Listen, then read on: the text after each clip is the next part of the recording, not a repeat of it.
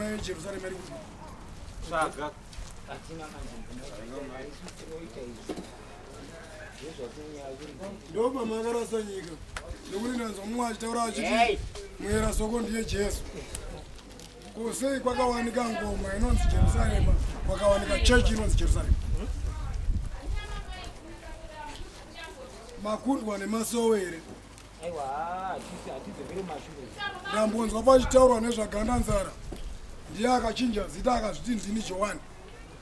Saka kubva paakataura ndini Johani, Jesu hamusati mamuona kuno sei. Nekuti Johani ukakauya unotaura Jesu ari kuuya. Maakushora, muchagara makafa. Kwedu ndakanzi usataura wakamira. Unenge usingaremekedza. Kwedu ndakanzi pota uchidya muriwo munyemba mfushwa. Neyo zvandikaudzwa nana ambuya vangu. Vakati unoisa dovi.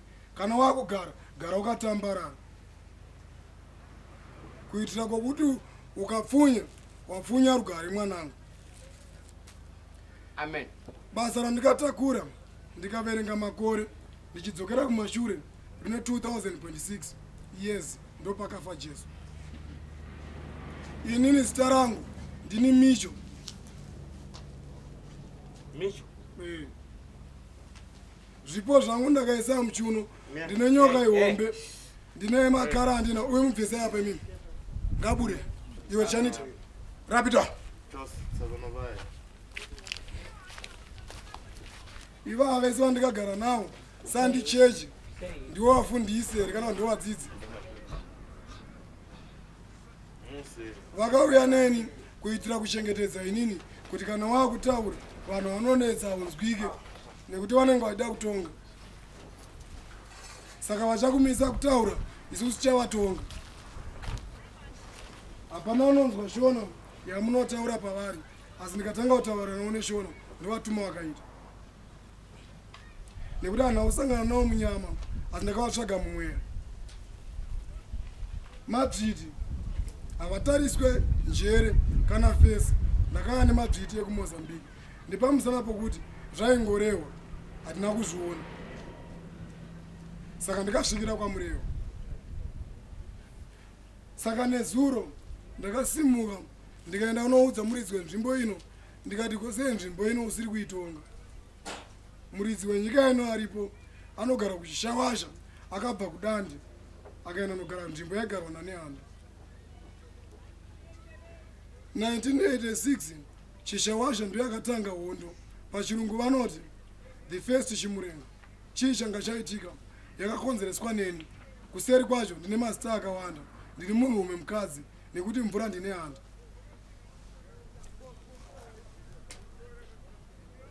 Ndosaka ndakapfeka mhete. Ese mashoko aya ndikutaura kuti chii, handingataure nemi musina kuzivana.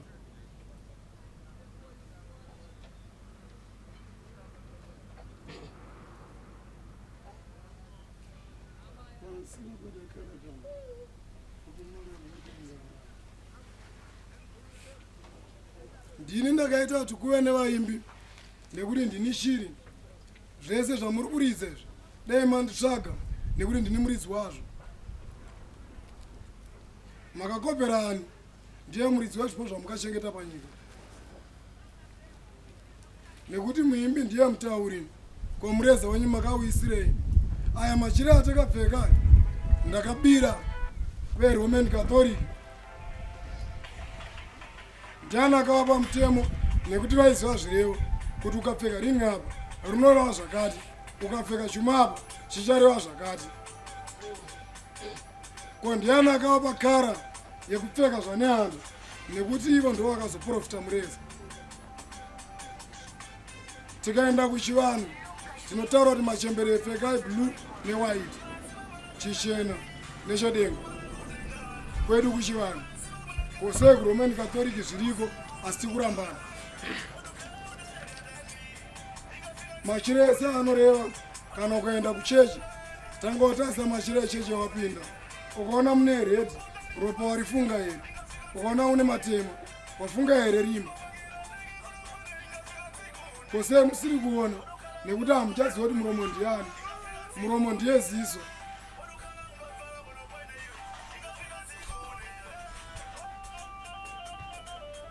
shona inotaura zvaunenge waona.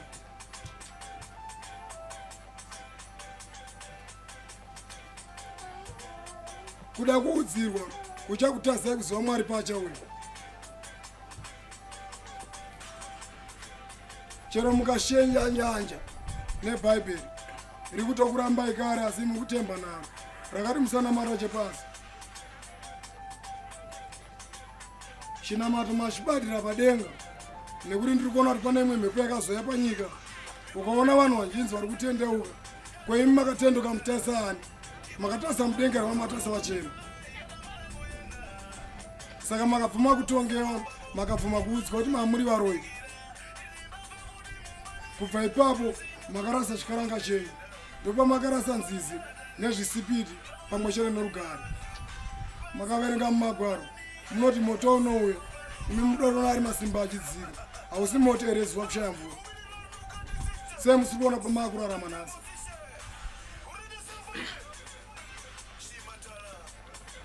Zuva rakadzika, ko akazoda iye mwene kachiro kuridzikisa serura zvekare, ndiani achararama? Makuita kunge majera kuti pasi ndepenyu, zvinomesa chero mukaurayirana umambo, pasi sandi penyu, nekuti pane ropa pamuri kutengeserana. Kosei mane zvivinhu zvekutengeserana ropa, muchiri kuziva here kuti muri kutsika mabhonzo evamwe vanhu? Kosei makuona kunge Jesu ndiye ega ivo vose vakafira kuti murarame?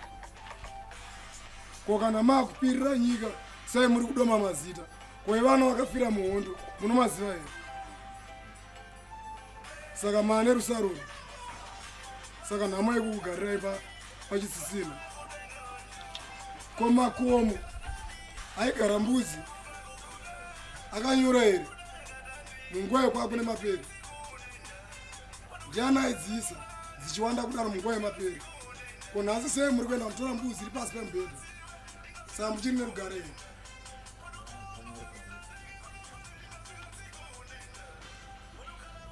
Kare maiti mukarasirira mbudzi, wanyatsoona kuti mbudzi iyi ndairasirira yaitera munhu kubva pano kusvika chero kunoperera tendo ichidzokera payarasirirwa. Ipopo kwakusati kwaane mbavha, zvino nhasi vari kurasira mukanwa.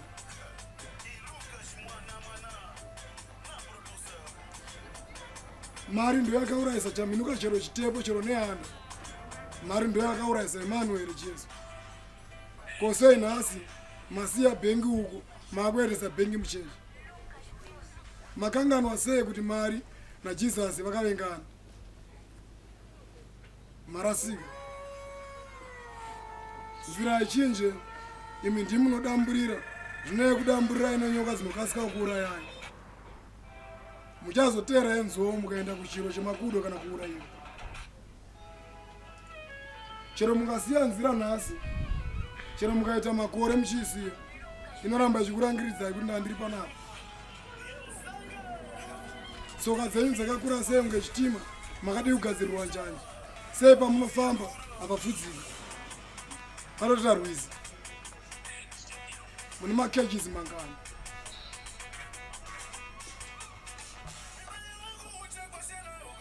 Nzira ndo upenyu hwenyu, nekuti pamwe pacho inoti twaso, pamwe inoteremuka, pamwe inobhedha. Mita isina mvura yakuoma rutivi runo, nekuti maromba mune mufaro kunzi, mukati musina. Mashungurudza muti, vakuru venyu sei vakauyeresa, nekuti vanowana uripo, vanofa vachiusiya. Uye muti ndiwo unovapa kufema. Saka vakangoona kuti iye akagadzira muti uyu, regai nditange tabvunza muti, ndopa mainzi endai pamwacha munopira muti. Hakwaitaurwa makamira maita kugwadama, asi hona manenji. Pane vari kuudza baba ndikuda penzura ivo vachifamba. Makaregererana neudofo, makashaya kakutsurai, makabva maona kunge ndizvo. Madofo akaita 7, ukasvika uri wega, ndionepo chinzi unopenga.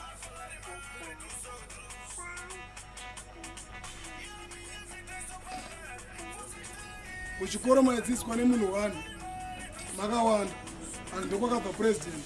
Saka ticha na president yani mkuru. Saka kana wa president chipa ticha mari yakawanda kupinda iwe. Nekuti ndiye akakuticha chirere chizokurerawo.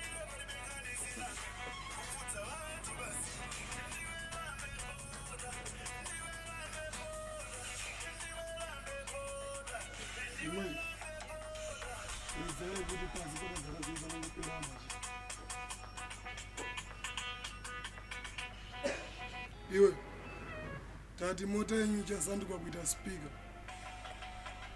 Ngaiuya apa ilile anditaure singaridze music andisimadzisekuru ana moyo ndimi masango magetsi akabva mvura. Musandinyima zvandoda kana ndagona kutaura ndipe she yangu ndigare nezita rangu nekuti maakunetsa hamusisina munonzwa.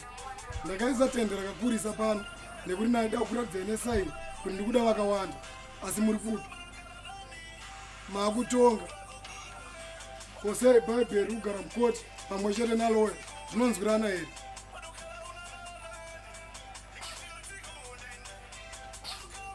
Maakubhadharana kunyepa. Ine handina kana chitupa. Vana vangu vese ndavati siyai ndakavati hatipoye hande nepageti. Ndakadzipwa ndikafa ndikamuka ndichitukana musoja anga ane pfuta. Ndakashamisika kuti iye akaudzwa kunzi vanhu vakakunetsa vanopfuura chinhu chekuuraya asi akashandisa ruoko.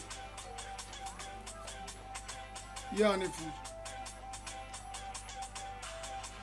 Nditori chipoko ndisaka chifamba nemaruva sandini munhu. Hana kuya unokutongai asi ndanokuudzai kuti itai so kuti musvike. Hamuna nhamazi nhamo mukuitai kutsvaga. Nzira chinje ndimukachinja nzira.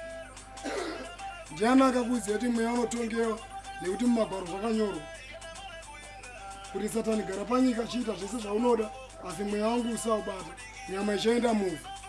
Akakupai mutemo wekuti vadzimu mweya wakaipa ndiye akakurasai nzira. Saka mune nhamo kudai. Mhanza dzenyu dzanguva mhanza unge dombo rekwamureva hadzichabatsire chinhu.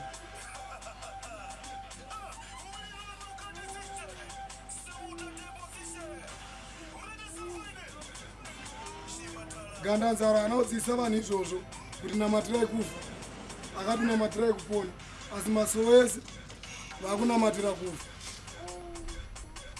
Unonzwa vachiti kunamatira kufa kupona. Vakunamatira uroyi unge zvigure.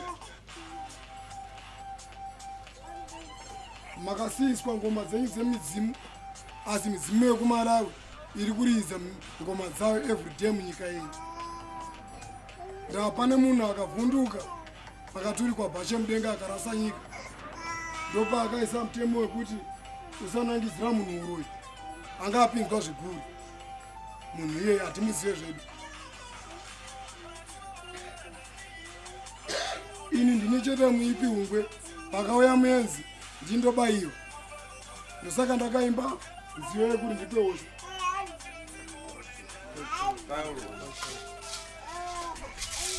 Ndanga ndatsamwa.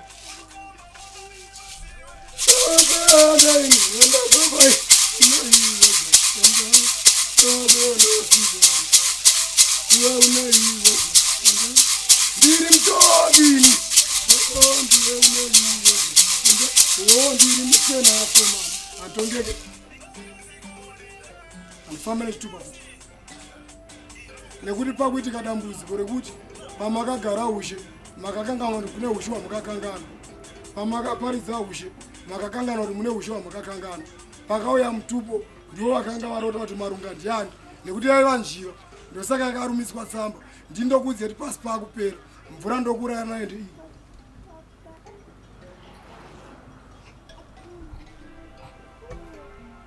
Marunga ndiano yachiudza. Saka ndakaromba umambo ndinotsvaga sabhuku marunga kana mambo. Handitore umambo wenyu asi ukagara pasiripo ndinokuudza kuti hapasi nekuti umambo unourayisa. Saka ndiri mukadzi wenhaka. Handitonge Zimbabwe nekuti ndiri Africa. Kana ndatanga kuita kuti ndiri mudivi, kana ndakura ndichatonga kwese. Anoita kuti nditonge ndeuya handinzwi, handizvigadzike ndega umambo. Ukandipikisa uri wani, indabva nevanhu vandisingagone kutaura navo, vandisina kukura navo, ndiani anenge akakwana neasina. Ukaverenga vandikagara navo, unobva waziva ndofunga nenjere dzingano. Nekuti papa vagarira kutaura.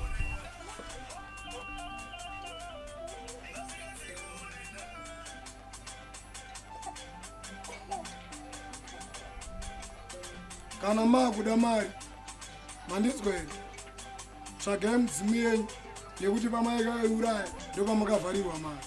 Chero rikave goridhe ramukupindira pasi pe30 meters, mukaenda mutsvaga Satani. Tsvagai kwakarasika mudzimu yenyu. Iwe, tozvino zvimenyi. Mira tsvaga munhu. Endai kumota muedze kuconnecta bluetooth yemota. Imi, ava, ya, endai uko. Batsiranai kuti tirize chete, tite noise. Ini ndakabhadharira masipika angu kudarika munhu kubva Mozambique. Asi pane hama dzangu dzamavharira kuti ndisataurisa. Ndakava nemaikrofoni yangu nemasipika ndikataura panapa, vese vari kuvaindizwa. Asi nepamusana pokuti kutumwa unoziva wega, unenge uchingozi zvese zvauri kutaura unopenga. Nekuti ndinotaura zvinyowani. Munhu anotaura zvinyowani wese akatanga nekuziva ibenzi. Mazuva ano muri kutamba sheri naSatani, asi hamusi kumuziva chete. Makuseni mukirai kunamata, makuseni mukirai kuenda kubasa. Unodei? Makundiudza shoko rokuti isusu tichanamata kana taguta. Mandiudza shoko rokuti Mwari ndipei kana ndizokukudzai. Kune here anomuka achizorora, chero ndikaroora uyu ndikaenda naye kumba kwedu. Makuseni akamukira kumuswa kunzi ande kubasa. Na 4 o'clock akaitirwa 5 days anonditiza. Akaitwa futi naamai vangu kuti iwe zorora 5 days futi, anotiza futi. Garai pakati nepakati, musagare kusisa. Madzimambo, mapurisa, bvisai mwoyo yekuvengana neutsinye kuti mugare naMwari mupamenyu. Mukangoona makugadzira zvakaipa pamupando kana pacheya yenyu, izivai kuti mava naSatani, hamuchazi Mwari. Sei mazuva ano muchishaya kuti anokuudzai, nekuti wese anongoda kutaurisa muri kurova muchikanda muasidi. Saka muchaudzwa nani? Zvino mureza uye ndini ndichaudzura nemvura nemhepo. Ndikadzokera kwandabva ndikoko gungwa. Ndauya neichi chiri mumaoko, inonzi tsambo. Kana wauda kundiziva, tanga waona tsambo yangu, ndicho chipo chandakapiwa nateteguru wangu. Asi nhasi muri kutuka midzimu, asi vana venyu honai vari kuenda kunotenga zvima vachipfeka vachiti mucheme. Vakuru venyu vaifamba nemaredhiyo vachikama bvudzi richikura ungera uyu, ungera rasta uyu, ichinzi hafu. Kose musiri kuona kuti mamuna kwamuri kuenda muri kutenderera. Makufamba kuti nemaredhiyo saiwo, afro yemaidzosa. Zvuma zviye makupfeka mega, nekuti mudzima haitongeke. Musagara sevanhu vari kuenda vasingazive kuvari kuenda. Musanamatira kufa. Musakasikira kuda kupfuma kunge munomhanyira kufa. Muri kutonga Mwari, muri kuverenga munamata. Zororo inowanika waneta. Mukunyanya kukasika kuda kuzorora, ndozvamanetsana Mwari wenyu. Vana vadiki ndivo vakubata vana vavo. Hakusisina nena anokumbira ndirerere mwana. Unokumbira ani? Iye mwana ane mwana wake. asi zuva iri rakaya nenyerekana nyere ndechiye chinobuda mupfuta ndoshona ndataura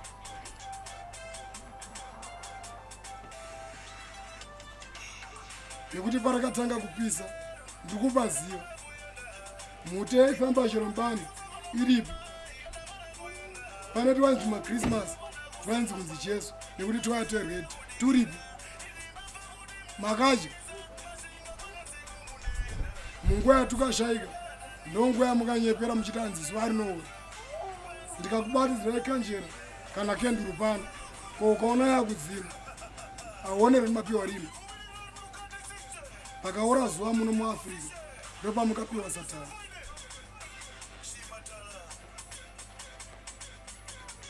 haana kukupai zvakawanda akakupai mwoyo wehasha nenharo kuti musatongeka chero pakazoyani usazonzwa ndosaka tiri vashoma kudai manje ndakaprofita kare kuti Jesu Zimbabwe yese kana tada muziva nditi ndikuziva kwaari munhu wandogona kutuma akagona chada mutuma damupa $100 ndinaye pane dombo randikukumbira shangamire munotsvaga nokuperekedzai riri pamusoro pegomo iri achakwira pachi nditora dombo iroro mumupe mari yamunoda ndiyo nzvimbo ine makoma asingakwirike ndiyo nzvimbo yakagadzira kasongo anonzi Jesu dombo takangonzwa achireva endai mugomo rahungwe munonitorera dombo musanyepa harinzi urungwe ronzi hungwe nekuti hapaendeke usina ndege ndege sei yakaita chimiro changu ini shiri ndakutokuudzai madzimambo pamwe chete nowose nyika yenyu ikavharirwa imomo kana mabuda kuivhura imbofambewo nendege ndokuti mupfume ndiri kuona kuti maakufundisana kuenda mumagomo kunonamata muchiti kunobva masimba kwirai asingakwirike kana mabuda kutaura namai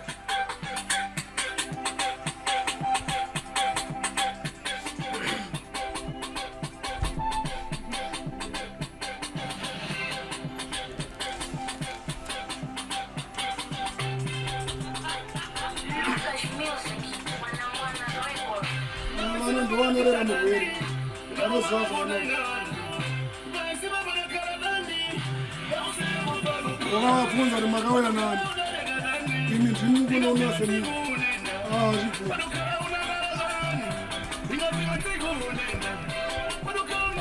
havabvume izvozvo kuti takaperekedza munhu amuwirirana vakutoziva chavakaperekedza vakutoziva nyaya yakareba saka vakabvuma kuno ndakavatisa hatitongwe asi vanhu vapera kutongwa panapa ndakanga ndakumbira kuti paite 2 days nekuti ndataure zuva 1 asi pakaita ana satani vakanditi mirai kutaura handipiwe nguva ndorega ndega nekuti ndini shiri inochema isina kurova sei makaipa zita rokuti inochema makadii kuti inotaura nekuti ndimi sina kunzwa zvaireva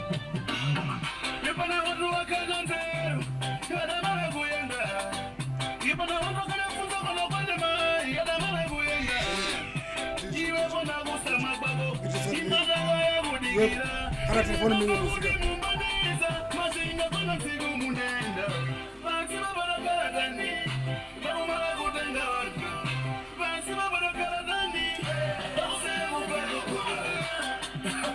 ndangomudiriza misi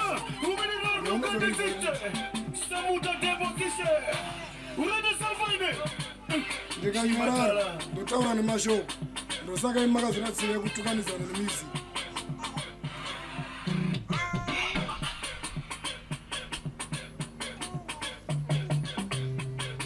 ndiani akakupai mugano kuti uyo anogara uko kana auda kuenda uko anobhadhariswa ndikakugadzikirai sadza ndopa ndichakuzivai kuti makasiyana here makafanana kana makasiyana ndichaona muchija nemakasiyana tayana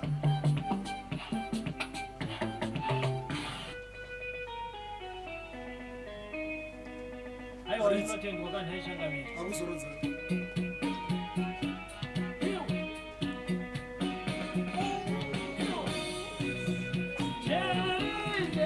kana makuda kunamata chero ukaona WhatsApp group nechechi yakaungana zvakafanana vese vakuudzana nyaya vasiri kuziva muri kutukira mhepo dzemumvura imi musingagoni kurarama musina mvura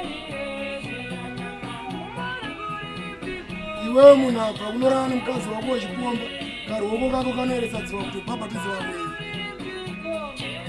mwana habhabhatidzwe nemvura yekuti akabva mumvura unoziva inonzi shupa here kana shupa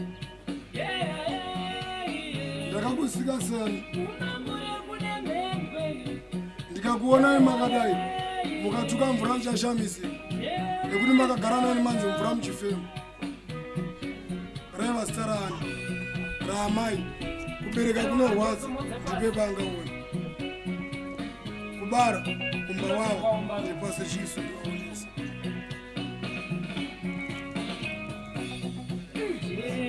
hasha dzamakapiwa muri kupfutisa dumbu yanya kubereka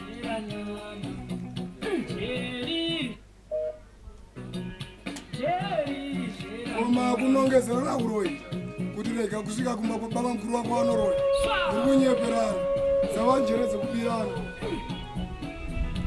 nekuti panyika tinonetsa chimwe chete tikunetsana nasatani muroi murwera ndakurapa ndomatimoni acho musandiudze izvozvo kana muri mimwari itai zvangu zviende mwari akavhura suo ndiani achavhara kudza baba naamai kuseri kwacho kwakazonyorwa here kuti kana vafa chisiya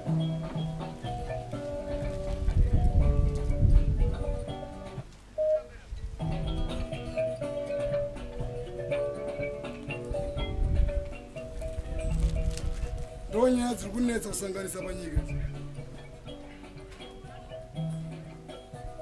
pavanhu 12 mumwanzi n'anga mumwanzi ndiye asi vanhu havese vanorota vachipiwa namwari wavo mashoko vese vakaita kutumwa panyika nyika yazara namwari mweya paakati ndichadzoka haana mbori chandakawanda nekuti anga angori iye sei machechi awanda kufa kukuwanda kondimi dzamuri kutaura machechi enyu ndikakubvunza dzikurevei muchandiudza here saka ndimi muri kuroya vanhu nekuti ukanzwa vachitaurwa ndimi munhu atogara mhepo ndo inotaura ndimi kosei mhepo iri kuyama muchechi chete kumba isingakwanise kurapa vanhu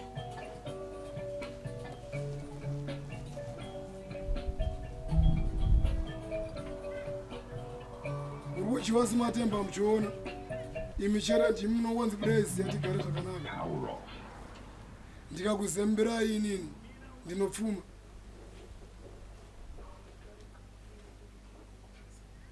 jesu pamaenzwa vazvingotaronzi akarova vanhu mutemberi vaisatengesa madomasi makupatarisana kuonana mweya unokwanisa kuuona here nemeso avo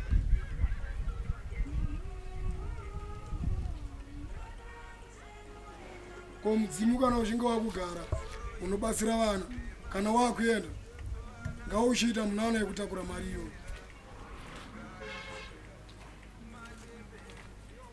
chechedziwa nata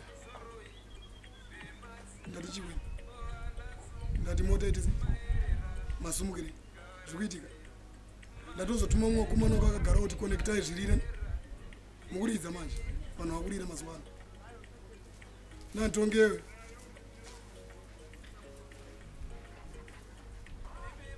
ndiwo ansi amakaita panyika kuti imi munoda kudzwa kakawanda asi makaudzwa kamwe mukasakanzwa ndimi munotadzira mwari ima hamutadzirwe kana baba wako wava kuti na 7 okuro kugara wasvika pamba iwo potoshena 8 ukazowakumbira mari vachakupa here ndimi makataura kuti imimi Jesu akakufirai kuti murarame saka muri kutaura mukasapombana nekuurayana Jesu akafira mahara kaimi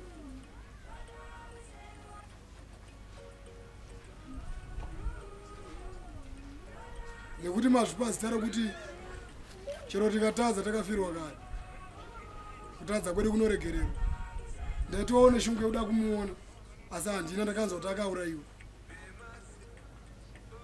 nditori nehasha dzekuti munoponderei vatumwa imi mukutofarira kufa kwavo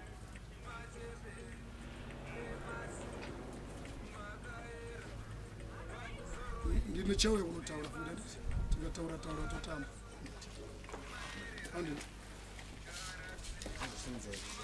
ndiri panapa todauri mabhodha uye inyaya dzese dzokuti iwe ungwe kana wasvika gara uchingotaura chete saka enda kunyara takuna kuti upfu wacho uchapiwani vakasakubikirai vachada kukuwira kana vada kuona hei wangu inomburuka masikati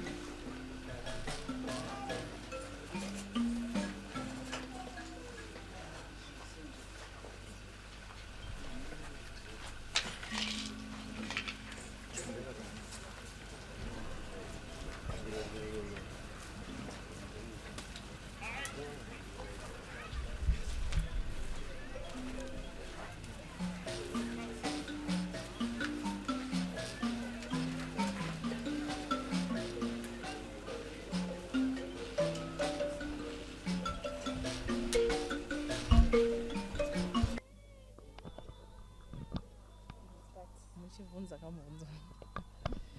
Inini handisati ndanyatsova nebackground yakakwana. Kana chikuti ndakubvunza neunobvunza zvinhu serious. So maybe you can just introduce yourself. Kuti ndimani, then what's the function about, nenhoroondo yacho. Ndatini ndakubvunza ipo unobvunza zvinhu serious. Because aripai maona kuti ndisati ndanyatso nebackground yakakwana.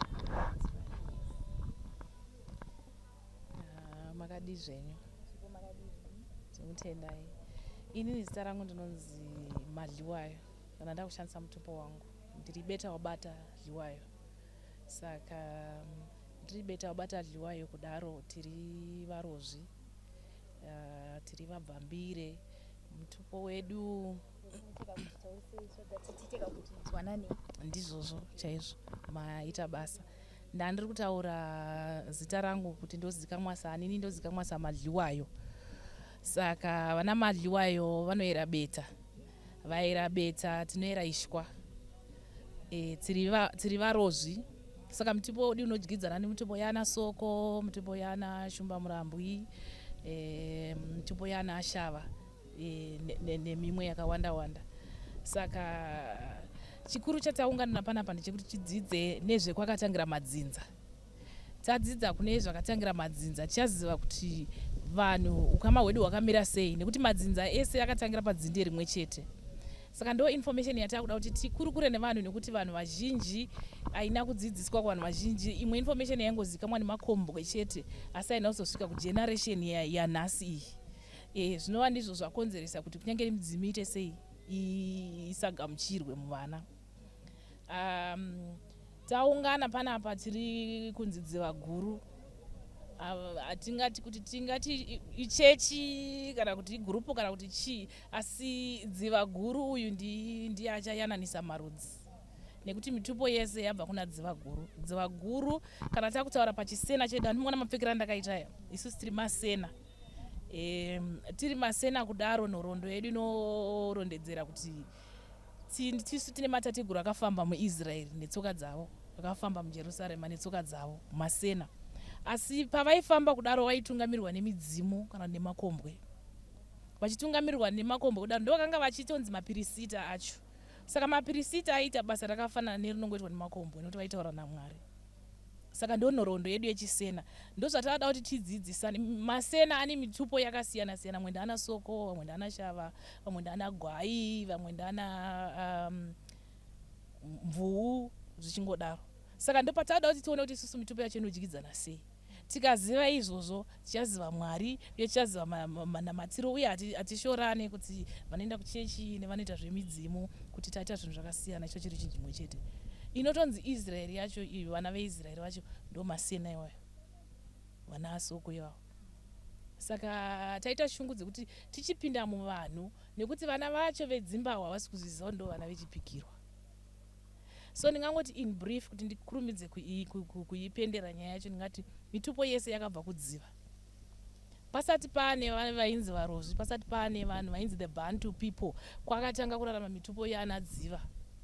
Ana hungwe, ana miranzi, nayo ana mvuu musikavanhu. Kuchitone umambo waitambidzanwa ikoko, asi madzinza acho akatangira kuno kudzimbawo kunoko. Kunonzi kuManikaland, kunonzi kuchijururwi, kunonzi kune champupuri chakanyuka ikoko chikati chanyuka kubva mudziva, chichibva musango chikati ndonzi matangira, nekuti ndatangira marudzi. Ndo mondoro iya yainzi matangira iyoya. Yaibata tsvimbo yamambo madzimambo achigadza mamwe madzimambo nekuti iye ndiye akanga neumambo hwakatangira mamwe madzinza. Asi information isina kusvitswa kuvanhu kana tisingadzidziswe nyore nevanhu nekuti information yangozikanwa kuti nguva nemakombwe. Vazhinji vaiziva nyaya dzacho vakapera kuenda matateguru edu. Saka ndo nyaya dzatakuda kuti tidzidzisane nevana vagoziva nekuti madzimambo iwaya nematateguru akaenda ndo akaenda netsvimbo dzeumambo. Kudzoka kwavanoita kudzoka kunoita midzimu yedu ndokugarwa kudzoka vachigara umambo wacho ndo vane tsvimbo dzeumambo. Saka zvandataura kuti mitupo yakabva kudziva. Ana dziva vairadziva vaisanzi vanhu, vaisanzi Bantu, vainzi nyenyedzi kana masters. Ana adziva kudziva iko ndo vanonzi ana Mwari. Saka tichitaura tichasa mitupo yekudziva ndo kune God and his sons vanotaurwa muBhaibheri vaya kunzi God and his sons. Vachitorwirawo ndoro ikoko kutsvimbo yamambo emadzimambo iyoyo. Saka vana hungwe kurunzi kuzogara navo pasi vana marunga ndo vanoziva kwamba kukaita madzinza. Umambo hwaana marunga umambo wemaspirits wemweya. Havagare umambo hwokuti dunhu iri nderangu kana nderangu. Ndo vanotozogadza kuti vanogadza mambo madzimambo anozogadza matunhu kuti umambo wake uyu ndeupi. Saka vana marunga kazhinji vanotungamirira machechi kana kuti ndo vanenge vari mhondoro huru dzacho dzinozotaura kuti vanofanira kubata tsvimbo ndeuyu anofanira kubata tsvimbo ndeuyu. Idzi inyaya dzatisingadzikamwe navanhu asi takuuya nadzo. Kana takudzibudisa pachena kudai isusu hatisiri kutaura kuti isu tiri vana. But kune waridzi venyaya matateguru nemhondoro dzeugombwe dzaakuda kuti nyaya ichizikamwa nekuti dzimbawe inyika yemudzimu uye dzimbawe ndokwakatangira madzinza acho kwatiri kutaura kuchijururu kune champopuri chakanyuka chikati ndonzi matangira. Saka mukuona kuti matangira mhondoro matangira ndiye ane tsvimbo yaizotambidzanwa muwarozvi manje ichinzi chaminuka. Zvakakosha izvozvo. Saka ndati madzinza akatangira kudzimbawe kune mhondoro yainzi matangira yaibata tsvimbo yamambo madzimambo yainzi chaminuka. Tozonzwa kuti chaminuka nhasi adzoka ane tsvimbo iya yaakutonga. Saka zvinorevei? Uyu ndichasiya uri mubvunzo kuti vanhu vazopendera vega vachizonobatanidza nenyaya dzekutaurwa mazuva ano. Saka dzimbawe inyika yakakosha. Saka nekwatakuenda tikakudza midzimu yedu tikagona kuacknowledge midzimu yedu nyika ino ndo zvichaichinja nekuti nyika yemakombwe nyika yemidzimu. Saka yakareba nyaya yacho kuti ndiishote nechirega ndingoti kubva ikoko kwacho kune kudziva kwairarama ana nyenyedzi ava vachinzi ana nyenyedzi ana nyamatsatsi ikokoko. Ndosaka muchiona even maflags mazhinji ane masters kureva ana nyenyedzi vavo. Ane shiri dzehungwe mukatarisa Zimbabwe ine shiri kureva kuti ana hungwe vacho ivavo ndo vakanga vari maspirits acho magodzi acho ana Mwari vacho. Handiti muri kuzona. Saka tabva ikoko manje kwakazomboita imwe flood yakadestroya nyika. Nyika yadestroyiwa marunga akafunga kutangidza panyowani. Ivo ana njiva iva ana hungwe vakafunga kutangidza futi nyika panyowani. Ndo pavakatangidza vakupa tsvimbo kuna ana vanonzi the Bantu people. Ndo pakabarwa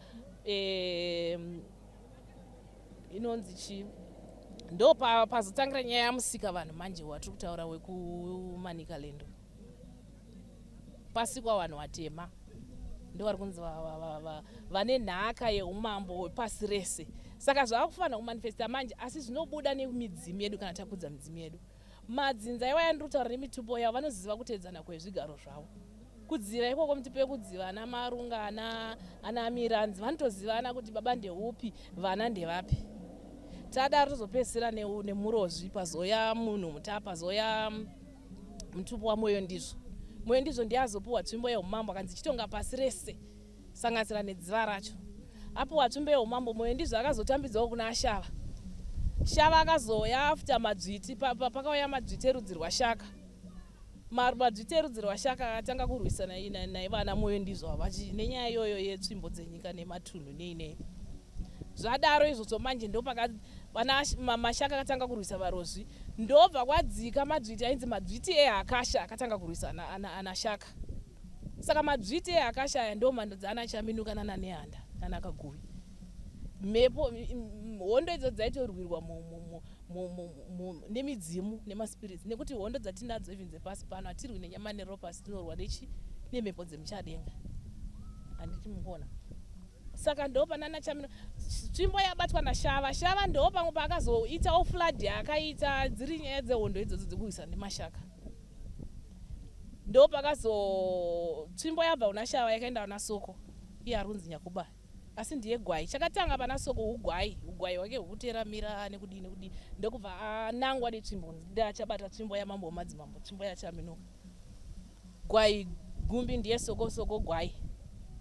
Ndo vana tikadzokera kumashure mbijana toona kuti ndo paatanga Tovera ndokubva apa tsvimbo kuna Mambiri ndobva azotambidza tsvimbo kuna Soko ndobva pazobarwa inonzi Mapfumo 12. Pamapfumo 12 ndo pana ana Shumba. Ana Shumba ndo vakazopedzera ibata tsvimbo ndo pari kubuda Jesu ipapo titarisa nhoroondo yedu yeMasenai. Ndo pane munhu ari kunzi Jesu Kristu asi Jesu ari kubata tsvimbo iri tsvimbo yemudzimu iri tsvimbo yamambo wemadzimambo. Iri kutambidzanwa 1 tsvimbo ndo inenge chinzi tsvimbo yamambo wemadzimambo iri tsvimbo yaChaminuka. Saka tikadzokera kunhoroondo tikazotarisa kuti ndivanani vakadzibata tsvimbo dzacho tichaona kuti kune madzinza aingoteedzwa achitambidzana tsvimbo. Vese vana vamwoyo ndizvo vangozongochinja zvidawo nei wachinzi varozvi. Saka ndo patave nhasi ndo patasvika isusu. Saka ndofunga tikazowana nguva mune chimwe chikamu tozotaura kuti nhoroondo dzacho dziri kubva kupi dzichienda kupi. Tati tidzidzisane this generation nekuti vamwe vacho vabati vetsvimbo vana vadiki vari maybe kuma 30 years 28 years asi havasi kuziva chavakatakura. But vakadzidziswa vadai vakatanga kugamuchira vakatanga kunzwisisa kuti madzinza akatangira kupi uye bhaibheri nhoroondo yebhaibheri nhoroondo yedu yeMasenaka. Asi Masena vanhu vacho vazhinji havasi kuzviziva.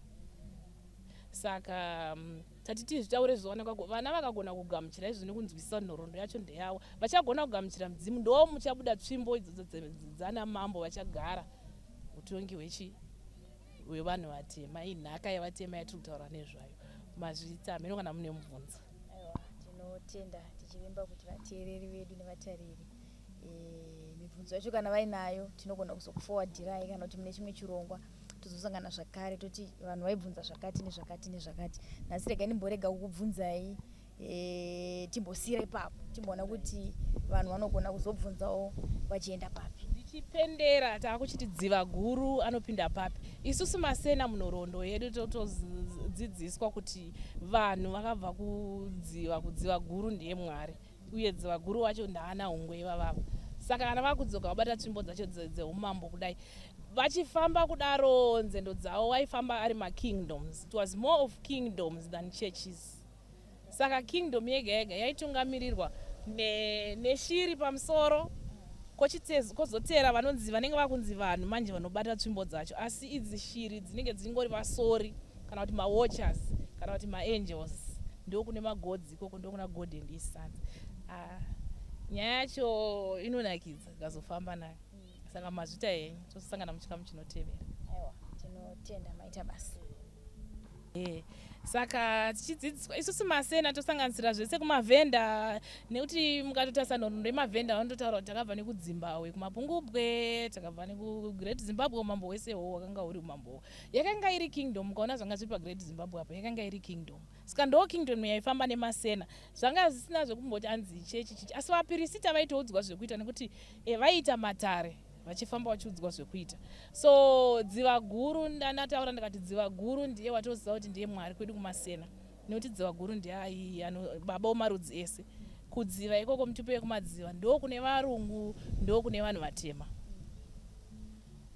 saka ikoko ndokwazopandukirana marudzi vamwe vakazotanga kusarura ganda ikokoko kumarudzi ekunana dziva ikoko saka asi pane nhaka yazonzi inhaka yavatema ndo tsvimbo yamambo wemadzimambo ndo nhaka yavatema vacho ndo chipo chatinacho isusu muno mudzimbabwe munomu saka nyaya yacho iyoyo inoda kuti idzidziswe vanhu vazive kwatiri kubva nekwandiri kuenda nekuti tikasaziva nyaya dzakadai tinongoperera tinongofamba muri mareligions blindly saka dziva guru ndiye achabatanidza even mareligions ese muchaona kuti zvatati ndo kune marudzi ese even kune vamwe zvitendero zvinenge zvichitenda kuti zuva mwedzi nenyenyedzi nekuda kwokuti kusati kwane vanonzi the bantu kwaitendwa kuti kwaiva nenyenyedzi sezvandambotaura zvatadziva vaisazikamwa sevanhu asi vainzi nyenyedzi saka ndosaka vaitenda kunyenyedzi nezuva nemwedzi chiri chitendero asi chitaura chinhu wani saka dziva guru achaiyananisa zvitendero zvese izvozvi achaiyananisa chikristu anoyananisa chivanhu anoyananisa nezvimwe zvitendero izvi zvichidzoka kuna hwani baba omarudzi mazvita tinotenda maita basa